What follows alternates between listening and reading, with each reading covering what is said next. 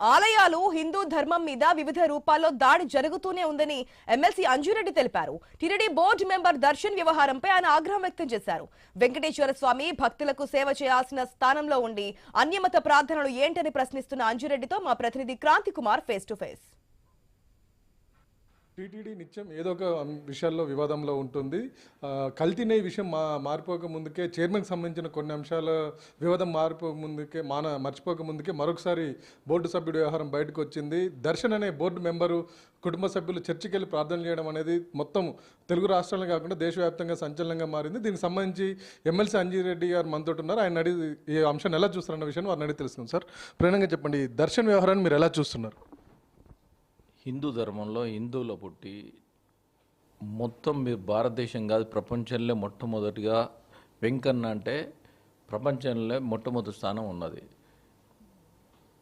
హిందూ ధర్మంగా ఉండి తర్వాత బోర్డు మెంబర్గా అన్యాగ్రాంతం వేరే చర్చిలో పోయి ప్రార్థన చేస్తున్నారంటే నేను ఒకటే చేస్తూ ఉన్నాను, ముఖ్యమంత్రి గారు కోరుతా ఉన్నాను, ఇమ్మీడియట్లీ బోర్డు నుండి అతను తప్పియాలని డిమాండ్ చేస్తూ ఉన్నాను భారతీయ జనతా పార్టీ తరఫు నుండి. ఎందుకంటే ఈ మతము హిందూ మతంలో ఉండి వెంకటేశ్వర స్వామిని కొలుస్తారంటే వెంకటేశ్వర స్వామిని కొలుస్తున్నప్పుడు ఆ దేవుల్లో ఒక బోర్డు మెంబర్ ఉండి బోర్డు మెంబర్ ఉన్నప్పుడు దేవుని స్మరిస్తూ దేవుని పూజలకు ఎన్నో పూజా కార్యక్రమాలు పోవాలి. గతంలో కూడా ఎన్నోసార్లు కూడా అన్యమత ప్రాంతాలు పనిచేస్తూ ఉన్న వాళ్ళు ఇమీడియట్ తీసేయాలని కూడా డిమాండ్ చేసినాం. అరే ఒక బోర్డు మెంబరే ఈ విధంగా చేస్తే మిగతా వాళ్ళు కింద 4th క్లాస్ వాళ్ళు ఏ విధంగా చేస్తారు ఒక్కసారి ఆలోచించుకొని ఇమ్మీడియట్లీ ఏం టైంలో అతన్ని తీసేయాలని ముఖ్యమంత్రి గారు నేను కోరుతా ఉన్నాను. టీటీడీ తరచు వివాదాల్లో ఉంటుంది, అయినా మార్పు రావట్లేదు. దీన్ని మీరు ఎలా చూస్తున్నారు? దీన్ని ఒక కోణాన ఏంటంటే ఎట్టి పరిస్థితుల్లో ఎవరైతే ఉన్నారో ప్రతిజ్ఞ చేపించి బోర్డు మెంబర్లు గతంలో నెక్స్ట్ ఏదైనా బోర్డు మెంబర్లు వచ్చినప్పుడు ప్రతి ఒక్కరు ప్రతిజ్ఞ చేసి వేరే దేవుణ్ణి మొక్కడానికి కూడా పోకుండా ఉండి హిందూ ధర్మం కోసానికి హిందూ కుల కోసానికి ఏ కార్యక్రమం ఉన్నా కానీ ఆ కార్యక్రమం అటెండ్ అయ్యాలి. ఈ కార్యక్రమం ఇట్లా కార్యక్రమం అటెండ్ చేసినా కానీ నెక్స్ట్ డేనే ఆ సోషల్ మీడియాలో వచ్చినా ఇంకో దానిలో వచ్చినా ఒకసారి ఎంక్వైరీ చేసి అతన్ని తీసేయాలని నేను డిమాండ్ చేస్తా ఉన్నాను. ఒక అన్య మతస్థుడు తిరుపతిలో వెంకటేశ్వర స్వామి దర్శించుకోవడానికి వెళ్తేనే దానికంటే ముందు డిక్లరేషన్ ఇవ్వాలి. అలాంటిది అన్య మతస్థులు బోర్డు చైర్మన్లుగా ఉంటున్నారని బోర్డు మెంబర్లుగా ఉంటున్నారని అనేక వివాదాలు వస్తున్నాయి. ఇటీవల కాలంలో మనం చూసినాం. గత మాజీ చైర్మన్లు కూడా అన్య మతానికి సంబంధించిన వాళ్ళని కొన్ని ఈ మధ్యన సోషల్ మీడియాలో చూసాం. అసలు ఇది ఎలా అవుతుంది? ఒక సాధారణ దర్శనానికి వచ్చిన భక్తుడి విషయంలోనే ఇంత కఠినతరంగా ఉన్న నియమాలు బోర్డు సభ్యుడు బోర్డు చైర్మన్కి వచ్చేసరికి ఎందుకు ఇంత సులువుగా ఉంటున్నాయి? ఒకటే డిమాండ్ చేస్తూ ఉన్నాను ముఖ్యమంత్రి గారు ఒకసారి ఆలోచించుకొని చైర్మన్ గారు ఒకసారి ఆలోచించుకొని ఇమ్మీడియట్లీ అతని మీద ఎంక్వైరీ చేసి ఇది నిజమైందా కాదా లేదా ఆర్టిఫిషియలా ఒకసారి ఎంక్వైరీ చేయించేసి అవసరమైతే కర్ణాటక గవర్నమెంట్కు లెటర్ రాసి దాన్ని ఎంక్వైరీ చేయించేసి ఒకవేళ నిజమైందనుకో దాన్ని ఏం టైం ఇవ్వకుండా ఇమ్మీడియట్లీ అతన్ని బర్తరఫ్ చేయాలి, లేకుంటే బోర్డు సభ్యుని తప్పియాలని డిమాండ్ చేస్తున్నాను. ఎందుకంటే అన్యమాత్రం ఎవరున్నా కానీ డిక్లరేషన్ ఇచ్చి దేవుని దర్శించడానికి పోతాను.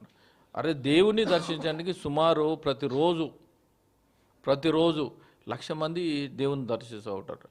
దేవుని కోసానికే అసలు పోతే దర్శనం దొరకాలంటే కష్టమవుతూ ఉన్నది. అంత దేవుని కోసం దర్శనం నిత్యం అన్యదానం జరుగుతూ ఉన్నది, నిత్యం పూజలు జరుగుతూ ఉన్నాయి.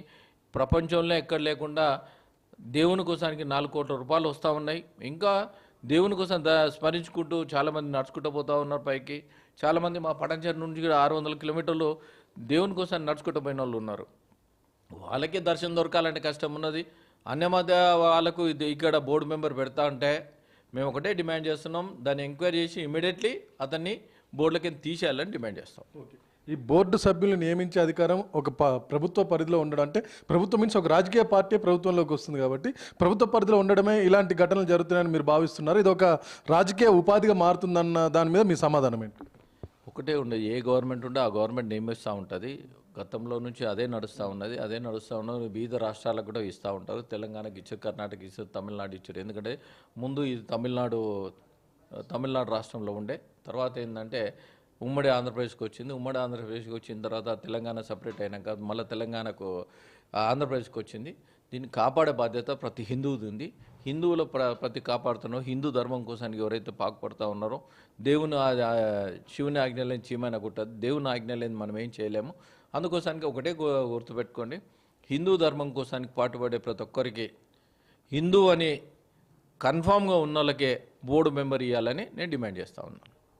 టీటీడీని కాపాడుకునే బాధ్యత ప్రతి హిందూ మీద ఉందని అంజిరెడ్డి గారు చెప్తున్నారు. అంతేకాకుండా ఈ దర్శన్ వ్యవహారం పైన కర్ణాటక ప్రభుత్వానికి లెటర్ రాసి పూర్తి విచారణ చేపించి దాంట్లో నిజమని తేలితే ఇమీడియట్గా అతని మీద చర్యలు తీసుకోవాలని చెప్పి ఆయన డిమాండ్ చేస్తున్నారు. కెమెరా పర్సన్ అనిల్తో క్రాంతి కుమార్, ఐ న్యూస్, సంగారెడ్డి. బులెటిన్లో మరో షార్ట్ బ్రేక్ తీసుకుందాం. స్టేట్